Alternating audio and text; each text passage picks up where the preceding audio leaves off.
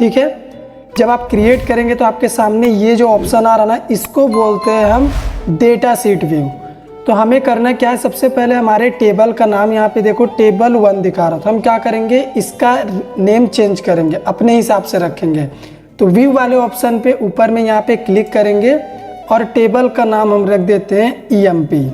Okay, तो हमारे table का नाम देखो EMP हो चुका है।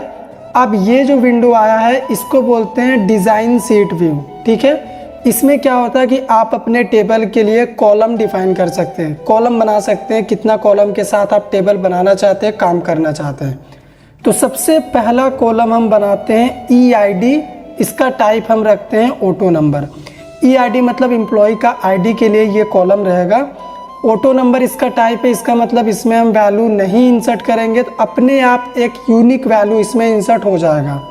सेकंड कॉलम हम बनाते हैं ई नेम, जिसमें हम एम्प्लॉय के नेम को इंसर्ट करेंगे तो इसका टाइप रहेगा टेक्स्ट। अब थर्ड बनाते हैं ई एड्रेस, इसका टाइप भी टेक्स्ट। फोर्थ बना देते हैं हम ई फ़ोन, ठीक है, फ़ोन नंबर के लिए, इसका टाइप रख देते हैं हम नंबर। हम 4 कॉलम के साथ ही काम कर रहे हैं, अगर आपको और भी कॉलम बनाने हैं तो आप बना सकते हैं। एक बात यहाँ पे ध्यान में आप क्या रखेंगे, आपका जो पहला कॉलम है EID जिसका नाम हमने रखा है, इसमें प्राइमरी की लगा हुआ है। आप यहाँ पे की का सिंबल भी देख सकते हैं। जिस भी कॉलम में प्राइमरी की लगा होता है उसमें डुप्लीकेट वैल्यू इंसर्ट नहीं कर सकते।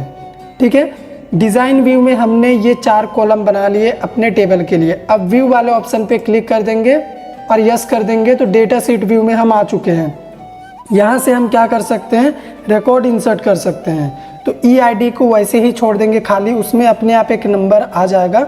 एम्प्लॉय का नेम हम रख देते हैं अंकित। ठीक है, एम्प्लॉय का नेम अंकित, उसका एड्रेस हो गया मानगो, उसका कॉन्टैक्ट नंबर यहाँ पे हम रैंडम नंबर टाइप करें। ठीक है, ट्राई मत करिएगा इसको।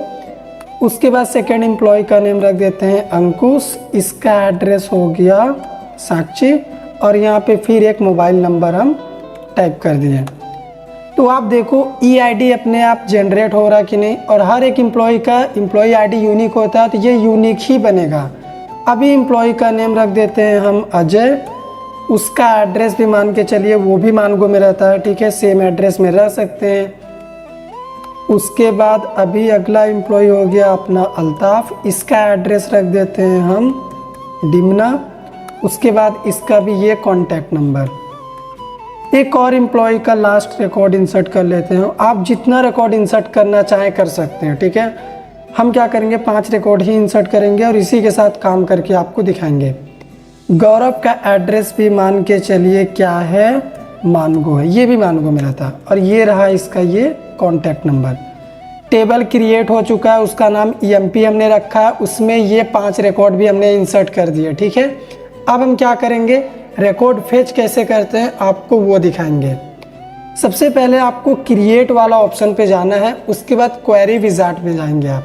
सिंपल क्वेरी विजार्ड, इसको ऐसे ही रहने देंगे, ओके करेंगे तो यहाँ पे 10 सेकेंड का टाइम लेगा। तो टाइम देना ये मत सोचना सिस्टम हैंग कर रहा, बिल्कुल नहीं। अगर आप जितना कॉलम के साथ रिकॉर्ड फेच करना चाहते हैं, देखना चाहते हैं, उतना ही कॉलम को सिलेक्ट करना चाहते हैं तो इस वाले बटन पे क्लिक करिए। EID, ई नेम, मुझे सभी कॉलम यूज़ करना है रिकॉर्ड फेच करते समय, तो मैं क्या करूँगा इसमें क्लिक कर दूंगा। जितने भी टेबल में कॉलम थे वो सभी यहाँ पे सेलेक्ट हो चुके हैं। नेक्स्ट, उसके बाद इसको ऐसे ही रहने देंगे नेक्स्ट, और इसको क्या कर देते हैं मॉडिफाई द क्वेरी डिज़ाइन। ठीक है, और फिनिश। तो यहाँ पे रिकॉर्ड फेच करना है। मान के चलिए ये जो मेरा टेबल है, मुझे जानना है कि मानगो में कितने लोग रहते हैं। ठीक है, मेरे को किसी ने बोला कि चलो मुझे ये बताओ कि मानगो में कितने लोग रहते हैं। तो हम कैसे बताएंगे उस बंदे को, EMP क्वेरी में राइट क्लिक करके डिज़ाइन व्यू सेलेक्ट करेंगे और ई एड्रेस का कॉलम ये वाला रहा तो यहाँ पे क्या करेंगे एड्रेस मानगो टाइप कर देंगे।